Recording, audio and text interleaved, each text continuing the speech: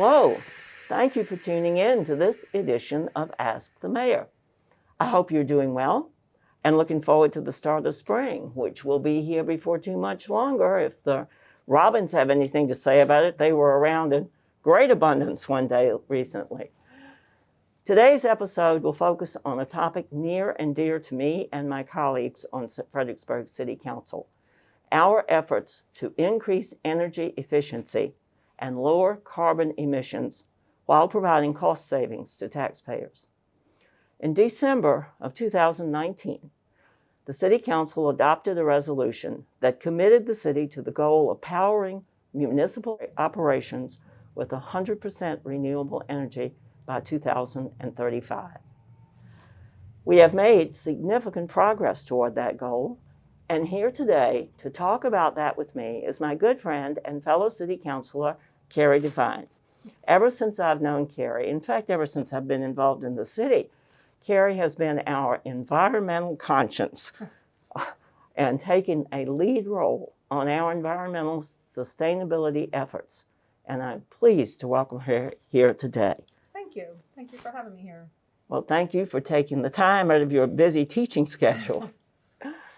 Kerry, can you tell us about the recent joint efforts of our city administration and school system to reduce energy consumption in our municipal buildings?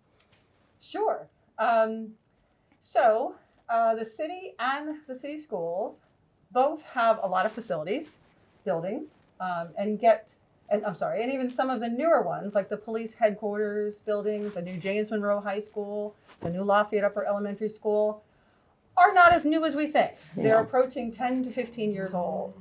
And some of the facilities have HVAC equipment and light fixtures that need to be replaced. So the city and the schools are working together. We work well together to solicit an energy performance company to look at these buildings and see if newer equipment or other improvements would be able to lower the use of energy. Together, we put out a request for proposals from qualified companies with help from the state. The state's been doing this type of thing for years, all over the Commonwealth.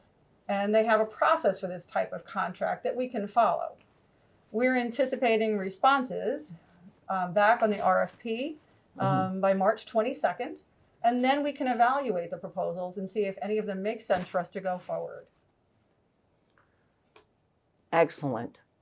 That's a big commitment. It is. And again, the city and schools, we work together well, and we're looking at all of the buildings that we can, our municipal buildings, to honor our commitment. Right. So how can these improvements be financed? What are the future savings? Well, we actually can use the future savings to pay for things today.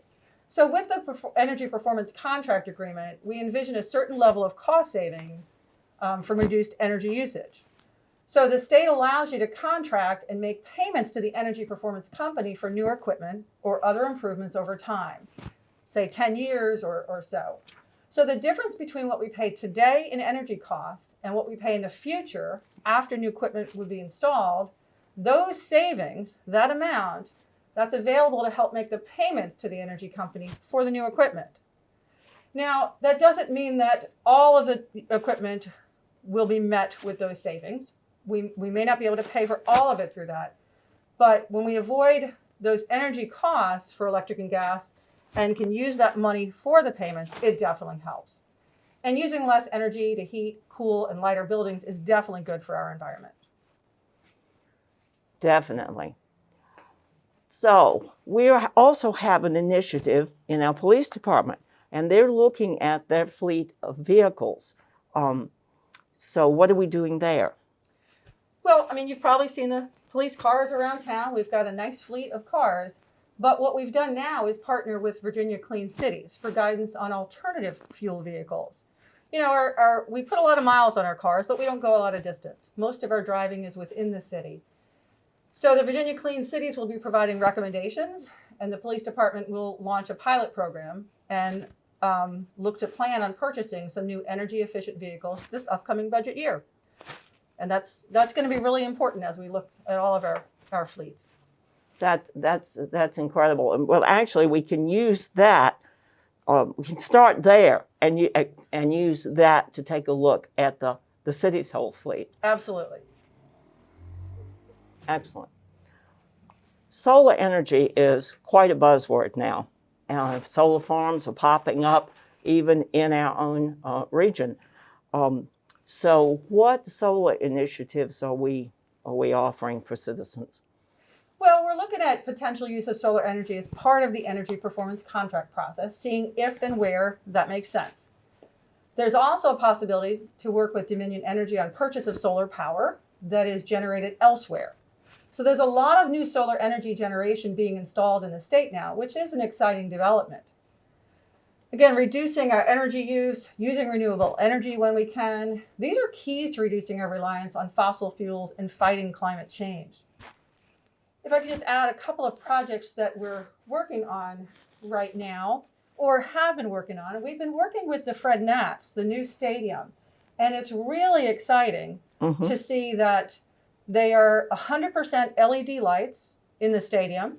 They are using solar to light the parking lot and the flagpole, and they are and another project as well that Robert Courtnidge of our Clean and Green Commission took a lead on was the Thurman Brisbane project. Right. So we have the largest array of solar panels installed at a homeless shelter in the state.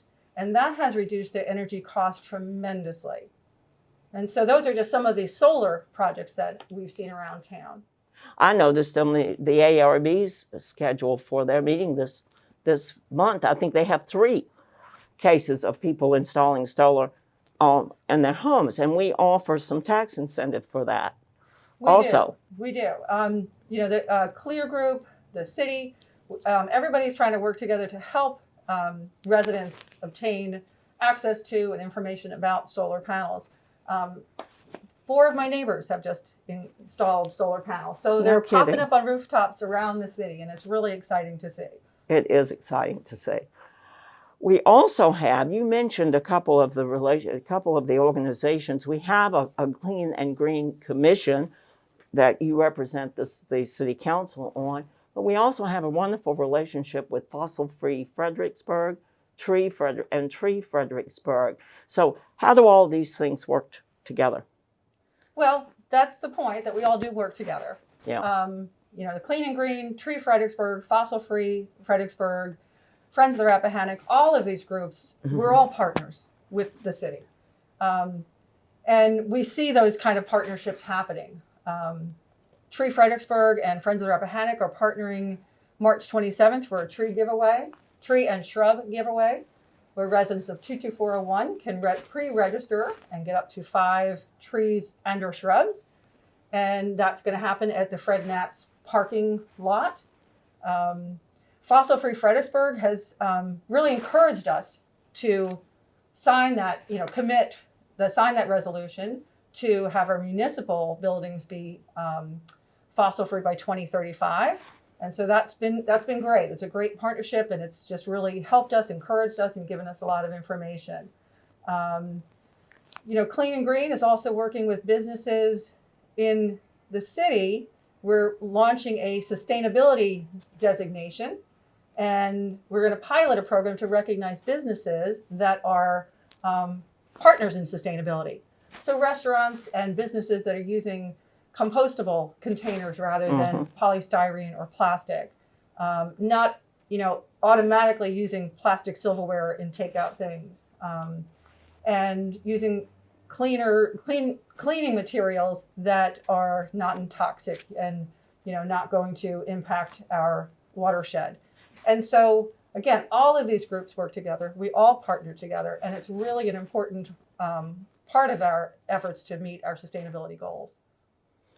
Well, the significant thing is that we have a commitment that is embedded in everything we're doing now in the city, as far as future development is concerned, as far as our own practices and habits are concerned. And it begins at home with every individual being conscious as well of their energy use, their sources of energy use, their water use. But most of all, keeping it in the forefront of everyone and keeping everybody reminded of it is an important commitment that you have always had, and then I think the council has. But Kerry, tell us, in your own words, why it's really important that we do all these things. Well, I was always taught to leave a place better than you found it. And I think that that's where we should all be headed. The reality is, what makes sense environmentally also makes sense economically. And we've seen that in businesses. We can see that in our own households. So we're saving the environment, we're saving money.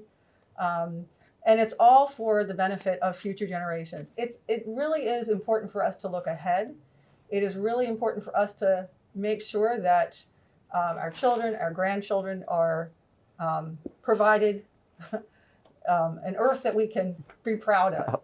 And it really often, just like you said, it comes down to some of the small changes. It comes down to individuals making a difference and getting in new habits, instilling new habits in you so that you reach for the reusable grocery bags on your way to the grocery store, that you, in restaurants, you don't necessarily need 20 napkins to, fill up. Many things that my family and I do, we use cloth napkins, reusable straws. We are very conscious of the everyday habits, and those everyday habits lead to bigger things, and it makes us all much more aware, which is, I think, where we need to be. Indeed. Well, as I said, you've always maintained that focus ever since I've known you, and you've been a great asset to the city in your leadership on the council in this effort. So thank you, Kerry. Thank you, Madam Mayor. Thank you very much. Well, that's it for today. I hope everybody is enjoying good weather because it appears to be in our prospect for the immediate future. So get out and support our local businesses, but be sure to wear your mask, even if you have been vaccinated, and to stay socially distanced. See you around the burg.